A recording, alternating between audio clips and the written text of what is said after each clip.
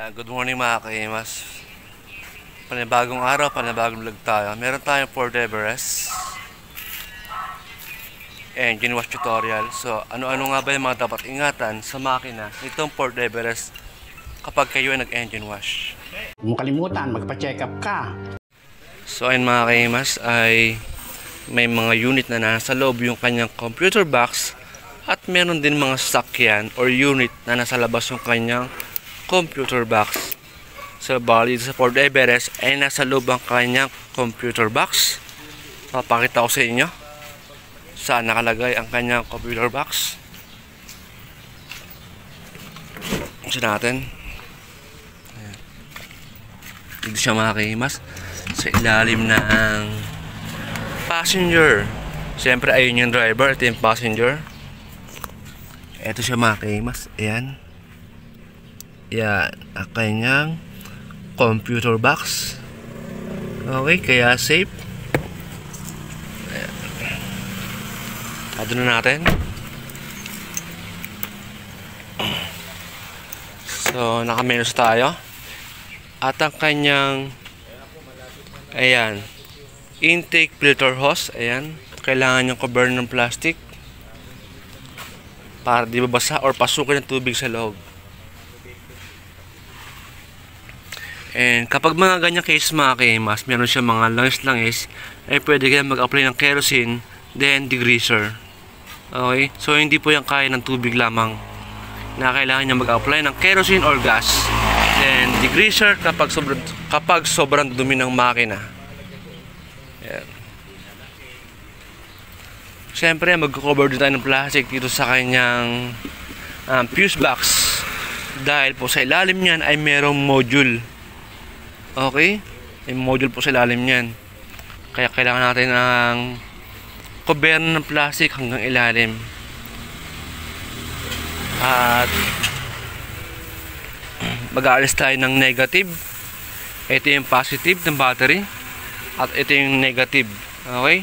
Aalisin natin para iwas aberya. Pwede mo pa kami pakitaan ng konting technique mo? Siyempre ang kanyang insulator. Ayan. Hindi po yan ini-sprayan ng pressure water dahil pwede po yan masira. Dahil yan po ay gawa sa manipis na lawanet at tela. Okay? So mamaya papakita ko sa inyo yung tutorial kung paano mag-release ng insulator na hindi gagamit ng pressure water. So yun mga kaimas, etong kanyang makina ay meron niyang cover. Okay? Kasama rin po yan sa paglilinis. Sa ibang modelo ay may, ano siya, ang ditornilyo. So ito ay meron lang siyang lock na 4 sa 2, 3, 4. Okay? Ito yung kanyang lock. So hilahin nyo lang pataas. Syempre kasama rin sa paglilinis to. Inside and out. Okay? Yan. Kinakailangan nyo tanggalin yung kanyang cover para malinis yung loob. Yan. Mabasa rin po yan kahit hindi nyo tanggalin to dahil yung tilamsik ng tubig. Yan. Okay? Mabasa rin po yan. Kaya pinakamainam ay tanggalin nyo yung kanyang cover para malinis nyo at mablower nyo na maayos yung buong makina. At iwasan po nyo na mahugot ang kanyang mga terminal socket. Yan. Nandiyan na po kayo. Meron tayong sipon. Ganito ang ating boses.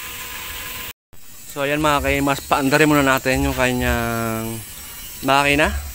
Check natin yung gauge kung meron siyang check engine bago tayo magtanggal ng negative ng battery. Okay? Yan, Ford Everest. Yeah.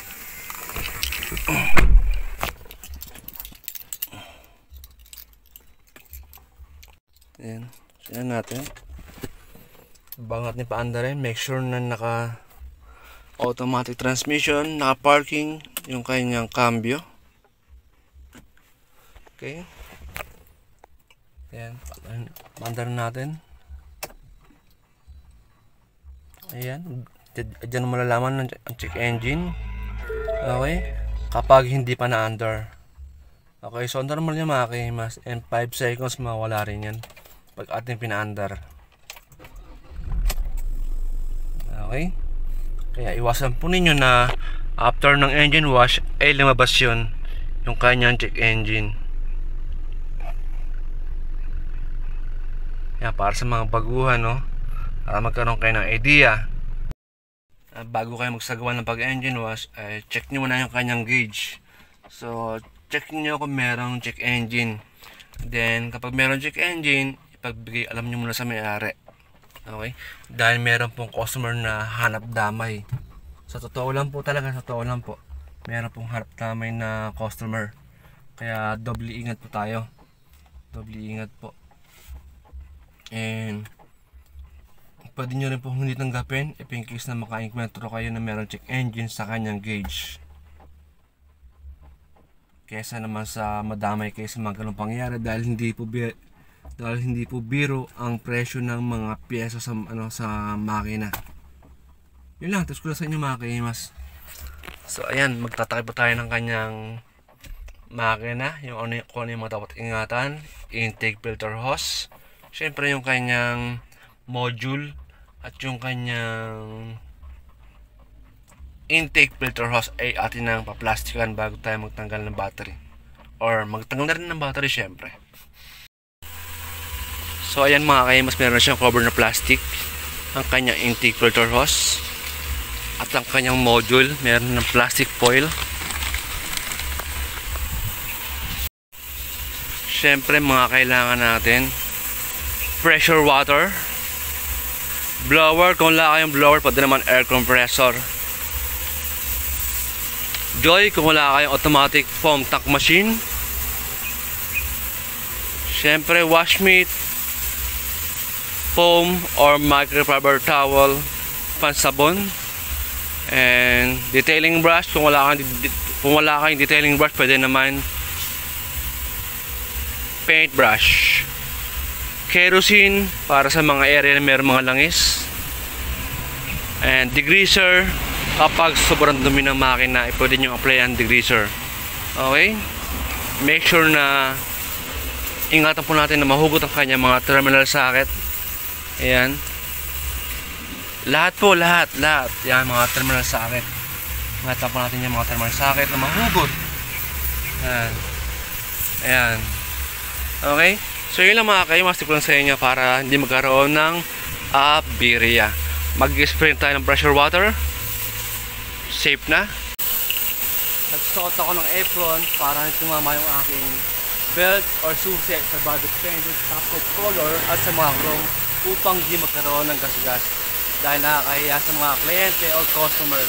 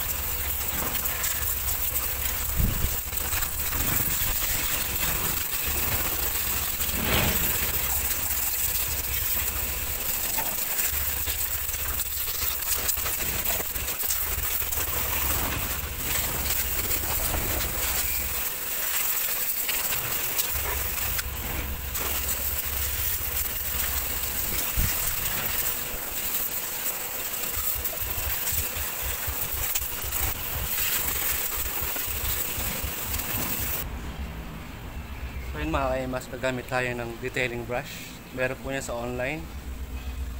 Gagamit tayo ng wash mitt. So kung wala pong wash mitt, pwede naman po foam or microfiber towel. So kailangan po ay masabon yung lahat ng area or lahat ng abot upang magandang kalabasan ng inyong trabaho.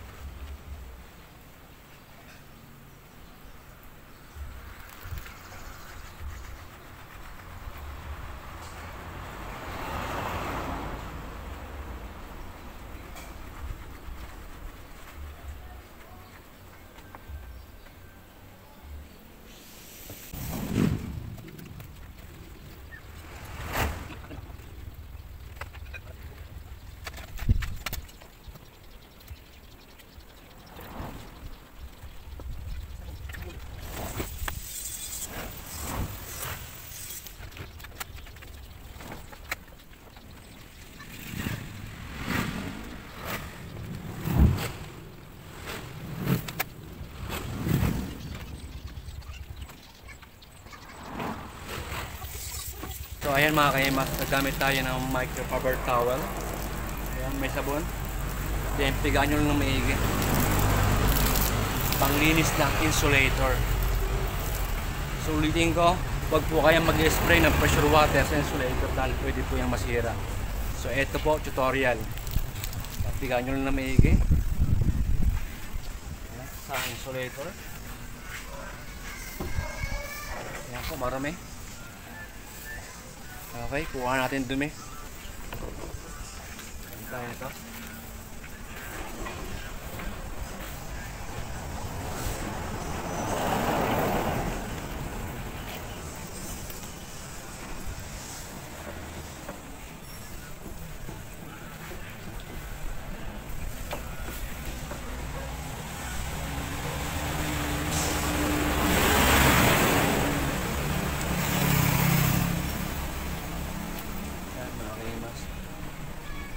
So ganoon lang mga kaimas, and banlawan nyo lang ulit yung basahan sa may sabon.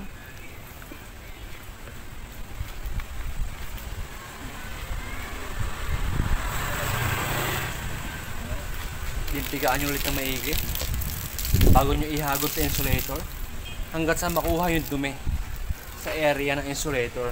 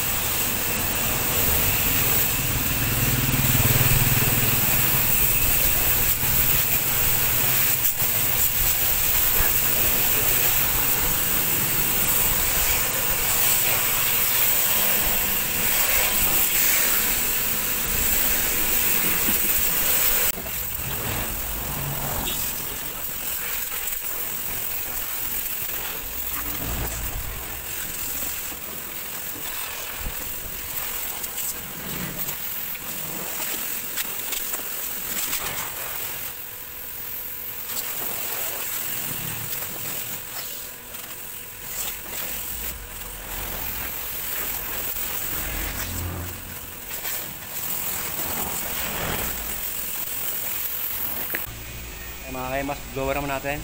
So kailangan mablower nyo lahat ng area, lahat ng terminal socket bago nyo paandarin.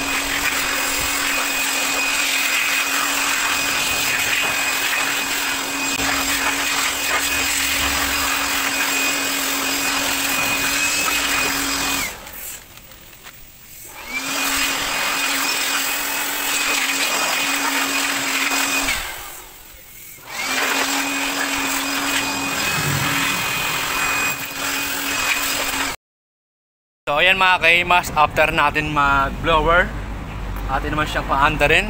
So kailangan tinanggal nyo yung mga plastic sa inyong mga tinakpan, katulad ng computer box, alternator, intake filter hose, or iba pa. At make sure na pag pinandaran nyo, kailangan na blower nyo na maayos lahat ng socket terminal. Ayan, lahat po, lahat. Or buong makina kailangan ma-blower nyo na maayos. At kinabit ko na yung kanyang negative ng battery. Paandaran na natin. Check natin kung meron check engine. Yan, may gas sounds, baka makaparet tayo. May nagbibidyo. Okay, naka-parking. Paandaran natin. Check natin kung meron check engine mga kahimas. Sa ating isang nagawang engine wash tutorial nitong Ford Everest. Ayun, normal po yan. Habang hindi pa na-under yung makina, normal po yan kapag kayo ay nag-engine wash. Okay, kapaandaran natin. Sa mga wala yan, yun, nawala. Okay, so walang problema, walang check engine. Normal ang ating kinalabasan ng ating engine wash. So wala tayong kaso. Salamat. Yan, so tiwala lang. Maganda yan, bata. Pinahanga mo. So yun mga kahimas, after natin mag-engine wash, ay ating pinaandar. So nakita nyo naman, umpisahan nyo. Pinakita ko yung gauge na wala ang check engine. At pinakita ko rin yung gauge after natin ng engine wash. At wala po siyang check engine. For more tutorial, maaari nyo bisitahan ng aking YouTube channel. Para sa mga baguhang kong viewers, maaari nyo bisitahin. Shoutout po sa aking mga viewers dyan, silent viewers, sa lahat ng viewers at mga bagong subscriber. Pasensya na kayo minsan kung wala akong upload. Meron akong dapat i-upload, so ulitin ko para sa mga baguhan ay hindi ko siya ina-upload gawa ng kulay puti. Bopping. Kapag puti po kasi sa camera, pag binabopping ay hindi po gaanong kita. Hindi tulad ng mga black color. Kaya sa mga baguhan ay maaari nyo bisitahin ang aking YouTube channel for more tutorial. Yan. Shoutout po sa lahat ng aking mga viewers ulit at subscriber, mga bagong subscriber, sa mga nag-aabang ng aking mga tutorial, ang aking mga upload. Maraming salamat po kayo sa inyo at pasensya na po kung matagal ako nakakapag-upload. Sana po ay maunawaan nyo ako. Yan. So thank you for watching. Keep safe and God bless. So ito yung bago natin engine wash.